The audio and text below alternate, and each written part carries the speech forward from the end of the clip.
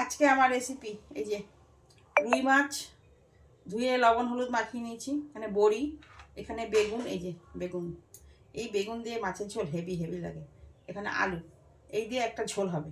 তো চলো তোমাদের একটু দেখাই আমি কী দিয়ে এইভাবে মাছের ঝোলটা বানাবো। একদম সোজা সিম্পল পদ্ধতিতে, তেল কম, ঝাল কম, মশলা কম দিয়ে, কিন্তু খেতে দুর্দান্ত লাগে।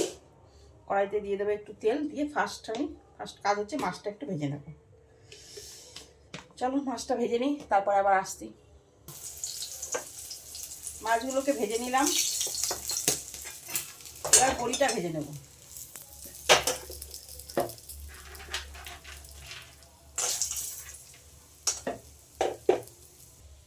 বড়িগুলোকেও লাল লাল করে ভেজে নিয়েছি। এবারে বেগুনটা একটু হালকা ভেজে নেব, ভেজে নিলেও হয়, না নিলেও হয়, আমি একটু আজকে একটু ভেজে নিচ্ছি। ফোড়নে দিচ্ছি একটু রাঁধুনি আর একটু জিরে। রাঁধুনি আর একটু জিরে যদি একসাথে মিশিয়ে দাও না, দারুণ সেন্ট হয় তরকারিতে। আর রাঁধুনির তরকারি তো খেতে দারুণ লাগে। দেখো বেগুনটা একটু ভেজে নিয়েছি, এবারে আলুগুলোকে দিয়ে দেবো। আলুটা হালকা করে ভেজে নিয়েছি, আর লবণটা আমি দিয়ে দিয়েছি। আর এর মধ্যে হচ্ছে তোমার ধনে জিরের গুঁড়ো, লঙ্কা বাটা আর হলুদ, তিনটে একসাথে আমি দিয়ে দিয়েছি। দিয়ে একটু ধুয়ে একটু জল দেবো।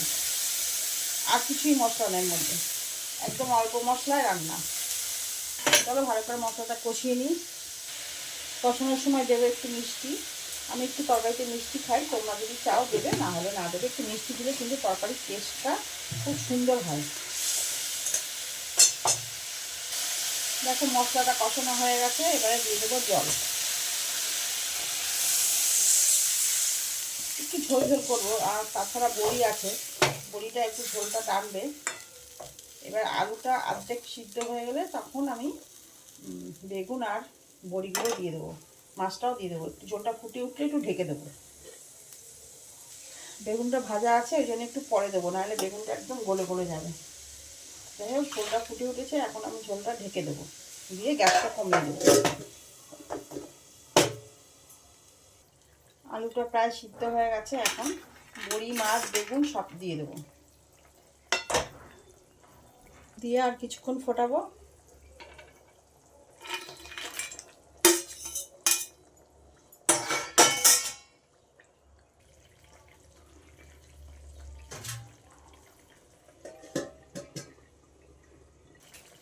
হয়ে গেল দুর্দান্ত একটা রেসিপি।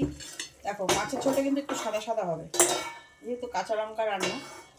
এখন ঝোলটা দেখো, এরকম ঝোল আর গরম গরম ভাত হলে বন্ধুরা আর কিছুই লাগবে না। এবার তোমাদের একটু দেখাই, তারপরে খেয়ে দেখাবো। ওই দেখো বাবা, অবশ্যই বানিয়ে খাবে কিন্তু। দেখো বন্ধুরা, এখন খেয়ে বলবো তোমাদেরকে কেমন হয়েছে।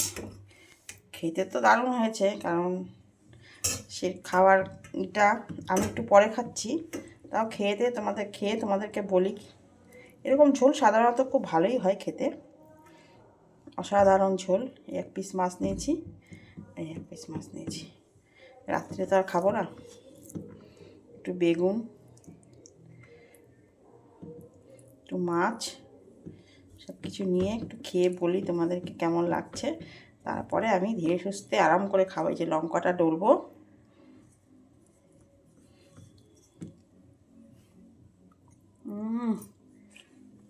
দারুণ বন্ধুরা। আর রাঁধুনিটা দিয়েছি, রাঁধুনির একটা সেন্ট বেরোচ্ছে দুর্দান্ত। এইটা দিয়ে খাওয়া হয়ে যাবে, আর কিচ্ছু লাগবে না।